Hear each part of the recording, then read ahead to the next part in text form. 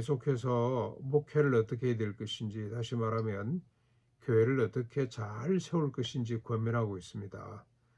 17절에 잘 다스리는 장로를, 특히 가르치는 장로를 배나 존경할 자로 알아라 하는 겁니다. 그래야 질서가 서는 거죠. 교회가 질서가 섭니다. 다스리고 가르치는 장로들을 존경할 줄 알아야 됩니다. 저도 목회하면서 교회에 대한 불평들이 있을 수 있잖아요.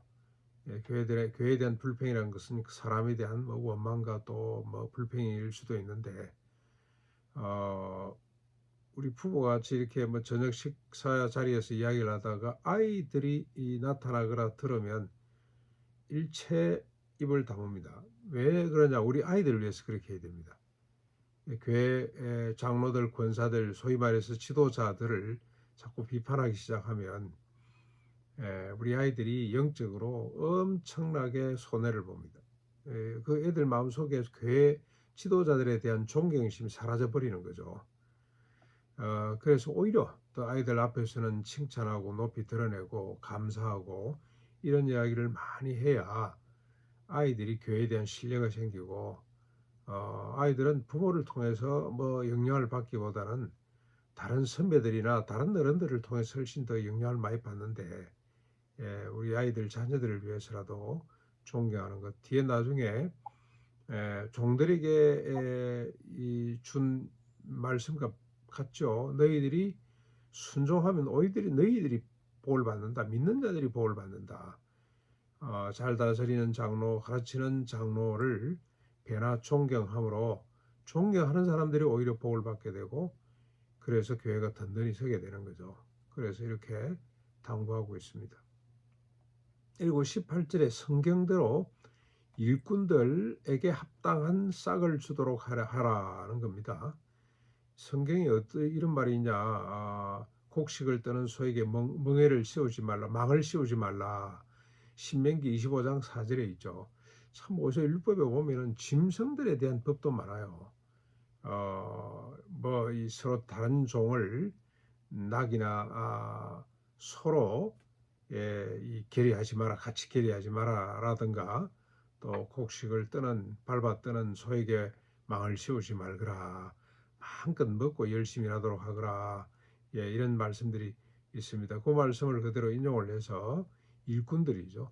아마 풀타임으로 전적으로 교회를 돌아와야 될 이런 사람들이 생겨나는 것 같은데, 그들에게 일용할 양식을 주는 것, 합당한 싹을 주도록 하는 것, 합당하다 맞다 하는 겁니다. 그 다음에 19절 역시 장로를 고발할 일이 있으면 두세 증인이 반드시 필요하다. 그들을 세워서 신중하게 처리하거라. 20절 범죄한 자들을 모든 사람 앞에서 꾸짖어 나머지 사람들도 두렵게 하거라. 그래서 치리가 있습니다. 치리.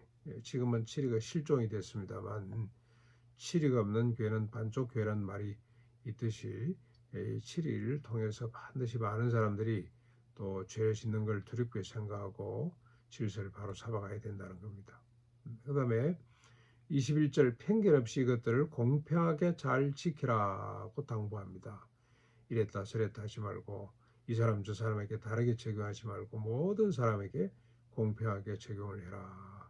22절 경솔히 안수하지 말며 다른 사람의 죄를 간섭하기보다는 자기 자신의 죄를 늘 살펴서 정결토록 하라는 겁니다.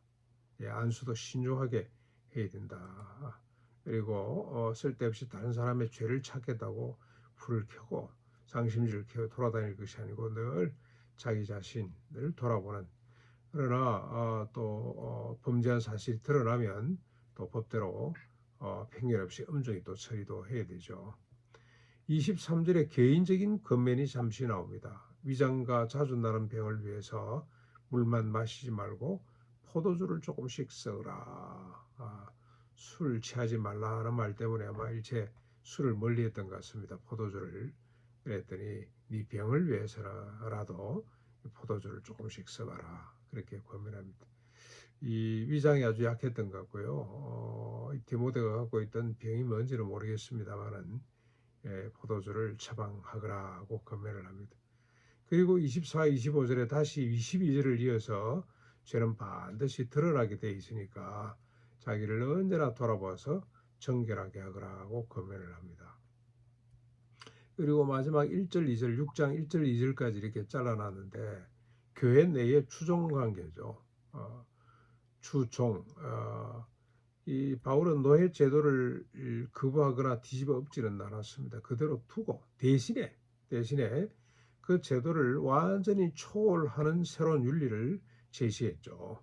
예, 복음 안에서 제시가 됐습니다. 그게 뭐냐면 여러분 이 상전들, 종들에 대한 말씀이 공급이 됐는데 오늘은 특별히 종들에 대한 당부가 이어집니다. 자기 상전을 행제라고 해서 가볍게 여기지 말라는 겁니다. 범사에 마땅히 공경할 자로 알고 잘 섬기라.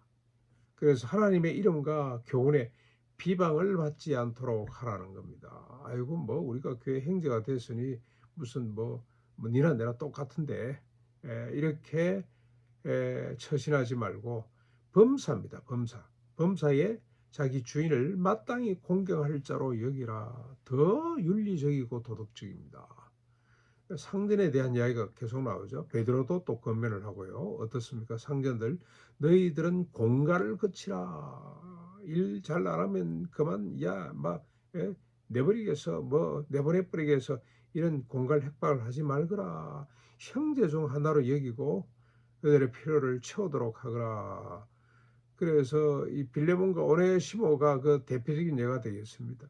네, 빌레몬서가 대표적인 예가 되겠는데, 자, 이 집에 물건을 훔쳐서 도망간 노예를 이제는 형제처럼 영접하고, 그 다음에 또 오네시모는 빌레몬을, 그 다음에 또 새로운 어떤 상전으로 모시고, 평생에 그 집에서 충성을 다하라. 그런 권면들을 보면, 이 교회는 존 스타트 목사님이 표현한 대로 새로운 세상입니다. 새로운 뉴 소사이티. 새로운 세상이 펼쳐지는 것이 교회입니다. 하나님의 나라가 교회를 통해서 실현되는 거죠.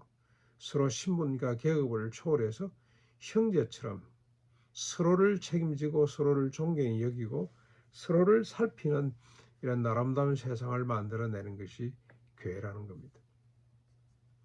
그래서 교회는 국가 하나를 건설하는 것보다도 미국 정부보다도 훨씬 더 상가에 시작된 개척교회가 훨씬 더 의미가 있고 가치가 있는 것이다 라고 감히 말할 수 있겠습니다. 주님이 세우시는 교회, 새로운 세상임을 우리가 알고 우리도 비록 작은 교회입니다만 잘 세워서 말씀대로 잘 세우고 지켜서 하나님께 영광이 되고 이 가난 공동체 그리고 나아가서는 우리 신림면을 새로운 세상으로 만들어가는 누룩 같은 그런 역할을 잘 감당했으면 좋겠습니다.